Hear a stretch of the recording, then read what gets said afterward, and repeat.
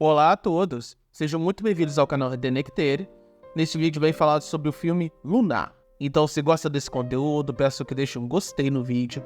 E caso ainda não seja inscrito, peço que se inscreva no canal para dar aquela força. Antes de começar, quero dar aquele aviso de sempre, hoje que eu vou meter aos pontos ocultos e filosóficos por trás da narrativa do filme e vou aproveitar para trazer algumas curiosidades também, beleza? Agora sim, bora lá para o vídeo. O filme começa com a interrogativa: onde estamos agora? No comercial da Lunar Industries, a principal empresa do filme. Aqui já trago a primeira curiosidade. Essa frase posteriormente se tornou o título de uma música do saudoso David Bowie, e no refrão dela diz: no momento em que você sabe que sabe. Essa ideia combina muito com a atmosfera do filme, algo que vou falar no decorrer do vídeo, e eu acredito que além dessa música situar o filme, ela também tenha funcionado como um tipo de homenagem do próprio David Bowie ao seu filho, Duncan Jones, o diretor do filme, mesmo o restante da música não tendo nada a ver com o filme. Voltando para a história, no final do século XXI, a Terra estava passando por uma crise energética. A maioria das reservas de carvão, petróleo e gás natural estavam quase desaparecendo. Foi quando houve uma corrida das indústrias em busca de um substituto dessas fontes, até descobrirem uma nova fonte de energia chamada hélio 3, que se encontra na Lua. Em especial, as indústrias Lunar, que foi a pioneira e responsável pela exploração e extração do hélio 3 e do seu envio para a Terra. Todo esse trabalho era realizado na base mineradora Sarang, instalada na Lua, onde somos apresentados a Sam Bell, o protagonista e o único tripulante da base, e um pouco da sua rotina diária. Sam realiza a extração do minério utilizando um Moon Rover super avançado, controlando uma coletora remotamente do rover, recolhendo o minério e o envia de volta para a Terra. Toda a sua comunicação com a Terra é através de mensagens de vídeo, sendo elas a da própria central da Lunar, e também da sua esposa Tess, junto com a sua filha pequena Eve. Isso porque, devido aos danos causados pelas tempestades solares no equipamento de comunicações, ele não tem como contactar diretamente as pessoas da Terra, tornando o contato direto com a sua família impossível. A única companhia de Sam é Gertie, um robô com inteligência artificial que controla a base e cuida de Sam. Um detalhe interessante no Gertie é que ele tem instalado emoji no seu visor para exprimir emoções, aprimorando a interação entre homem e máquina, algo que é explorado no decorrer do filme. Sam está há 2 semanas do fim do seu contrato de 3 anos na base, no qual, após a conclusão, ele poderá regressar à Terra. E são nessas 2 últimas semanas que se concentra o desenrolar da trama. Próximo a voltar para casa, Sam apresenta sinais de esgotamento devido aos 3 anos de solidão e trabalho duro. Ele está física e mentalmente exausto, e até um pouco desequilibrado.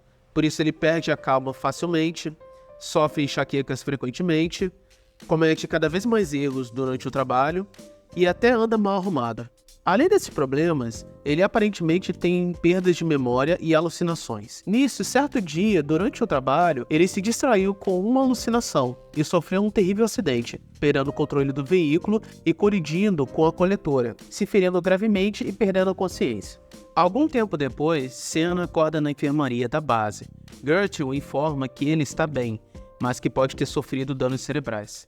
Sam começa a ficar frustrado por ter de ficar na enfermaria, mas Gertie insiste que ele precisa fazer mais testes. Pouco tempo depois, Sam sai da enfermaria e ouve Gertie numa transmissão ao vivo com a central da Lunar. Gertie diz a Sam que informou a empresa do acidente e que uma unidade de resgate está a caminho. Sam diz que quer ir para fora e consertar a coletora sozinho, mas Gertie diz a ele que tem de ficar na base até que a unidade chegue. Sam se sente frustrado por estar sendo tratado como criança e começa a causar problemas na base, como cortar o tubo, provocando uma fuga de gás. Gertie repara o escapamento, mas Sam diz que pode haver um dano no revestimento exterior da base e que deve ir lá inspecioná-la.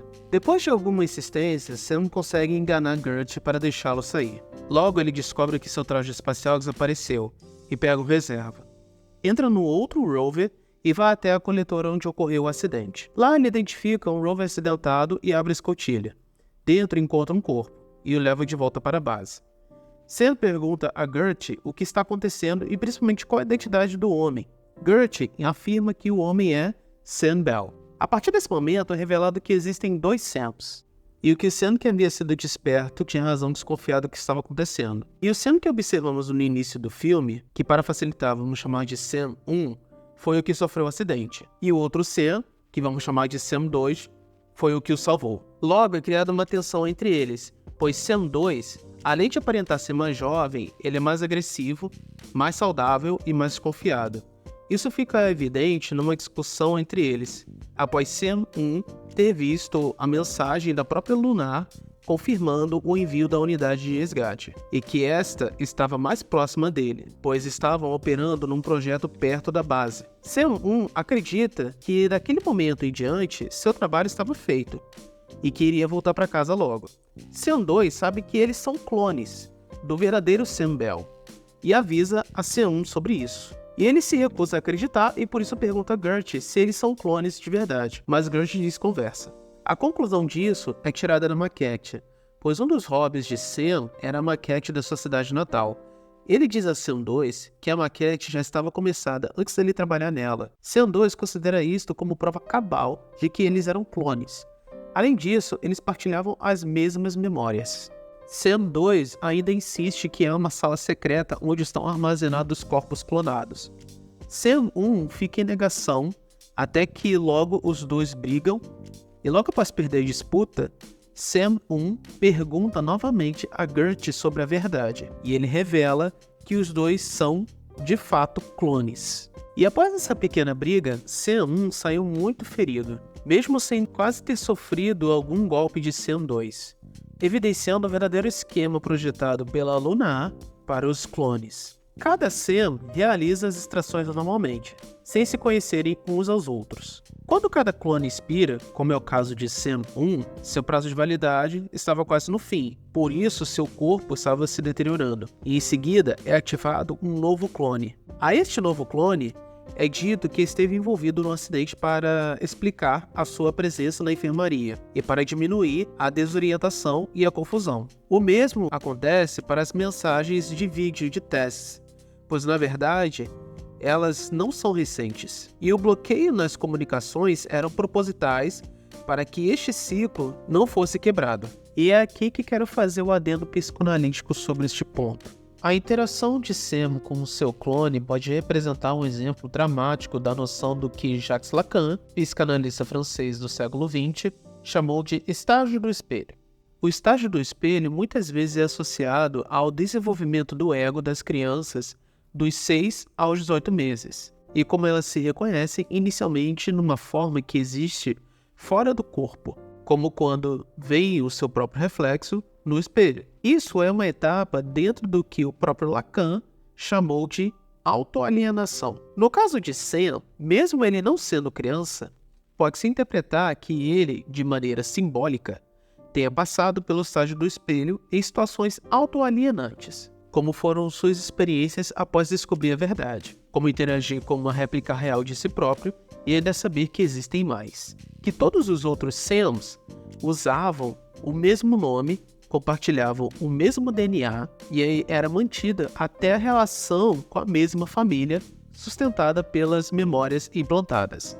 Ou seja, sua identidade foi desunificada e fragmentada em vários Sams, e cada um queria consertá-la, seja pelas lembranças da sua cidade natal, pela relação com a sua família, ou a busca do autoconhecimento. Cada um com os seus ideais, algo que é bem presente na autoalienação, pois o indivíduo é levado a sentimentos de insatisfação e inadequação, pois nunca consegue alcançar a imagem idealizada de si próprio. Falando agora do ponto de vista filosófico, cada clone se desenvolveu de forma independente e se tornou cada vez mais autônomo no tempo através do seu ponto de vista único e do seu próprio fluxo contínuo de consciência, sempre no processo de forjar novas memórias e traços de personalidade através da experiência. A questão da identidade pessoal é uma questão de metafísica, em que os filósofos se interrogaram sobre a definição da pessoa e sobre a forma como as pessoas persistem ao longo do tempo. Alguns pensadores, como John Locke, não é um dos que simpatizo, mas como o filme traz à baila essa discussão, vou relevar. Defendem que uma pessoa vai até onde vai a sua consciência e consiste em coisas como a memória dos acontecimentos, como é o caso de Sam, já que eram todos clones do verdadeiro Sam Bell. Mesmo tendo vários Sams e todos eles virem do original, havia uma competição interna pela identidade pessoal em ação. Cada um começou a assumir que era o Sam Bell original, e no caso do último, o seu mundo foi esmagado quando ficou consciente de que tudo era artificial, como Tess e Eve, e por não ter tido experiências reais com elas, incluindo até mesmo o seu trabalho, pois ele nunca escolheu estar na Lua. As indústrias lunar foi quem tomou essa decisão por ele. Aproveitando esse ponto, quero ressaltar uma crítica que o filme faz. Voltando à discussão dos Sams, antes do conflito físico entre eles, Sam 2 faz a seguinte indagação. É uma companhia. Tem investidores, tem acionistas, gente do tipo.